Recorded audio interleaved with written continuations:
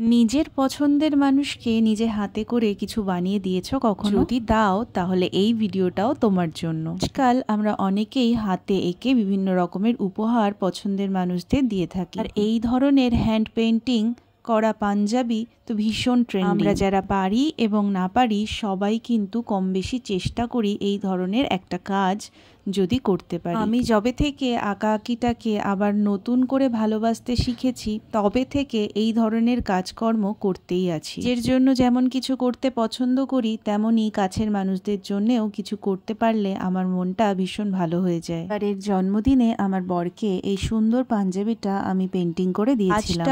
ফেসবুকের এক দাদা সুদীপ দার কাজের অনুকরণে করেছিলাম। আমরা কিছু না কিছু কারো না কারো কাছ থেকে শিখি, আর সেই শেখাগুলোকে যখন নিজের মতো করে কাজে লাগাই তখনই একটা সুন্দর কিছু সৃষ্টি হয়। যারা সৃষ্টি করে তারা জানে এই সবের মধ্যে কতটা আনন্দ। তাই শুরুতেই বললাম, যারা এই ধরনের হাতে তৈরি কাজ করতে পছন্দ করো তাদের জন্য ভিডিও, কারণ তারা জানে এই ধরনের কাজ করতে কতটা আনন্দ লাগে। চলো এবার বলি কাজটা কিভাবে করেছি। আমি একটা ডার্ক নেভি ব্লু কালারের পাঞ্জাবি নিয়েছিলাম। জানি এটাকে দেখতে ব্ল্যাক মনে হচ্ছে, কিন্তু এটা ডার্ক নেভি ব্লু। তার ওপরে হোয়াইট কালারের পেন দিয়ে যেই ছবিটা আমি আঁকতে চেয়েছি সেটাকে এঁকে নিয়েছি, মানে এক্ষেত্রে আমি মা দুর্গাকে এঁকে নিয়েছি। আমরা যারা এই ধরনের ভিডিও বানাই আমরা জানি একটা কাজ ভিডিও করতে করতে করার মধ্যে কতটা সাবধানতা বজায় রেখে কাজগুলো করতে হয়, এবং সেই সঙ্গে প্রচণ্ড পরিমাণে একটা পারদর্শিতা লাগে। আমার অতটাও পারদর্শিতা নেই, তাই কিছু কিছু অংশ আমি তোমাদের সাথে শেয়ার করেছি, পুরোটা করার মতো ক্ষমতা আমার নেই। যেভাবে কাজটা করেছি সেটা হলো, প্রথমে আমি পুরো ছবিটার জন্য একটা হোয়াইট কালারের কোট করে নিয়েছি। এখানে দেখলে বুঝবে আমি পার্ট পার্ট করে হোয়াইট কালারগুলোকে করেছি, আর পার্ট পার্ট করেই কালার করেছি।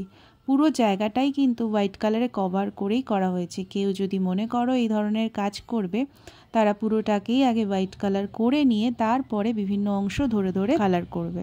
যখন ডার্ক কালারের কোনো পাঞ্জাবিতে বা যে কোনো জায়গায় কাজ করা হয় তখন নিচে একটা হোয়াইট কালারের বেস করে নেওয়া হয়, তাহলে ওপরে যে কালারই দিই না কেন সেটা খুব সুন্দর করে ফুটে ওঠে।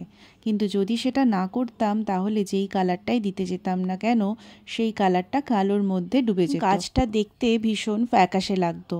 সেই কারণেই হোয়াইট বেস করে কাজটা করা। এক্ষেত্রে আমি ফেব্রিকের কিছু প্যাস্টেল শেড এবং কিছু নর্মাল শেড ইউজ করেছি।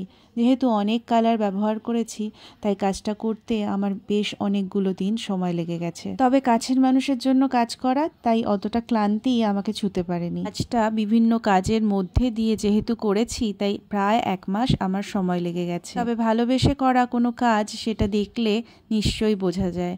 দেখতেই পাচ্ছ কতটা যত্ন নিয়ে আমি কাজটা ফিনিশিং করার চেষ্টা করেছি। আমার করা এই ধরনের কাজ যদি তোমাদের ভালো লাগে আর যদি তোমরা করাতে চাও তাহলে অবশ্যই আমাকে একটা কমেন্ট করে জানিও। আমি নিশ্চয়ই তোমাদের জন্য এই ধরনের কাজগুলো করে দেব। সামনেই দুর্গাপুজো আসছে, তাই তোমরা যদি নিজের বাবা, দাদা, বন্ধু, হাজব্যান্ড কাউকে এই ধরনের কিছু গিফট করতে চাও তাহলে অবশ্যই নির্দ্বিধায় যোগাযোগ করো।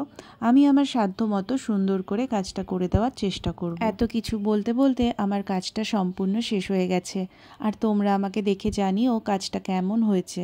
আর যদি ভালো লাগে তাহলে একটু কমেন্ট করে জানিও, যাতে আমি এই ধরনের আরও কাজ করার জন্য ইন্সপিরেশন পাই।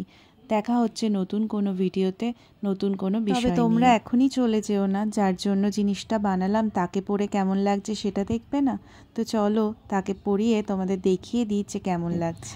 এই দেখো আমার বর জন্মদিনে এই পাঞ্জাবিটা পরেছিল, তো জানিও কেমন লাগছে। চলো বাই।